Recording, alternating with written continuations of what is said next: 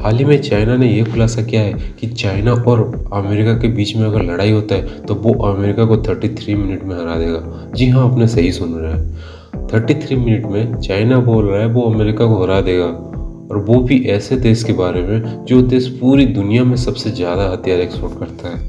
दरअसल चाइना का कहना यह है कि वो एक ऐसा इंटर कॉन्टिनेंटल ब्लास्टिक मिसाइल बना रहा है जिसके मदद से वो 33 मिनट में अमेरिका को हरा देगा और अमेरिका हार जाएगा। भारत और इंडोनेशिया ये दोनों देश कुछ दिन से बातचीत कर रहे हैं ब्रह्मोस को लेके। इंडोनेशिया जो है वो एक मुस्लिम कंट्री है और वो भारत से ब्रह्मोस खरीदना चाहती है। तो कुछ दिन में ये पता चल जाएगा कि इंडोनेशिया भारत से ब्रह्मोस खरीदती है या नहीं, क्योंकि इंडोनेशिया को जो है वो अपना देश की सुरक्षा को बढ़ाना है, इसलिए वो ब्रह्मोस को खरीदना चाहती है।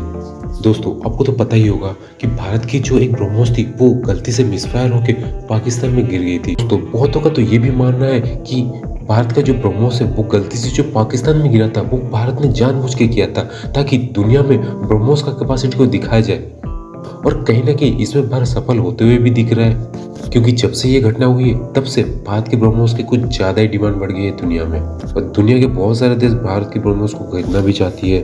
और साथ ही भारत में जो ब्रह्मोस बनती थी उसमें 15% भारत का सामान लगता था, पर अब जो ब्रह्मोस बनती है उसमें 70% भारत का कंपोनेंट लगता है। यूक्रेन और रूस ये दोनों का लड़ाई जो है 1 साल से ज़्यादा हो चुका है।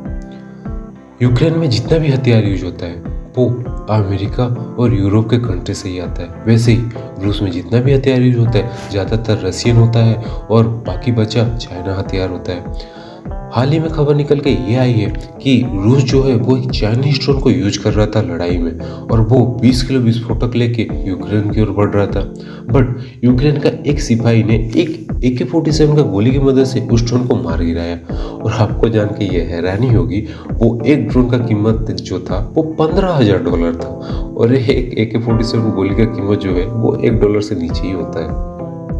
शायद बहुतों को ये नहीं पता है कि भारत में भी सेमीकंडक्टर प्रोडक्शन होता है। जी हाँ, भारत की कंपनी है पॉलीमर, ये भारत में सेमीकंडक्टर प्रोडक्शन करती थी पिछले 1 साल से। पर भारत में ऐसी कोई कंपनी नहीं थी जो कि टेलीकॉम के लिए सेमीकंडक्टर प्रोडक्शन करे।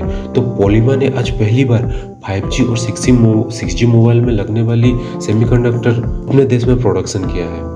साथ ही ये भारत का ऐसी पहली कंपनी है जो कि टेलीकॉम के लिए सेमीकंडक्टर प्रोडक्शन करती है, और दुनिया का तीसरी कंपनी है। ताइवान और साउथ कोरिया के बाद भारत दुनिया का तीसरी ऐसी कंपनी बन गई है जो कि 5G और 6G के लिए सेमीकंडक्टर प्रोडक्शन करती है। क्योंकि भारत भी जो था वो टेलीकॉम के लिए जो सेमीकंडक्टर था वो ताइवान और साउथ कोरिया के ऊपर डिपेंडेबल था, जिसकी वजह से वो लिमिटेड एडिशन ऑफ 5G और 6G मोबाइल का प्रोडक्शन करता था। क्योंकि अब ये प्रोडक्शन भारत में हो चुका है, इसीलिए अब टेलीकॉम के प्रोडक्शन में भारत में एक नया क्रांति आएगा। साथ ही पॉलीमर का जो कंपनी का जो ओनर है वो ये अनाउंस कर चुके हैं कि वो 1 साल के अंदर भारत में 1 बिलियन का इन्वेस्ट करने वाले हैं सेमीकंडक्टर प्रोडक्शन में।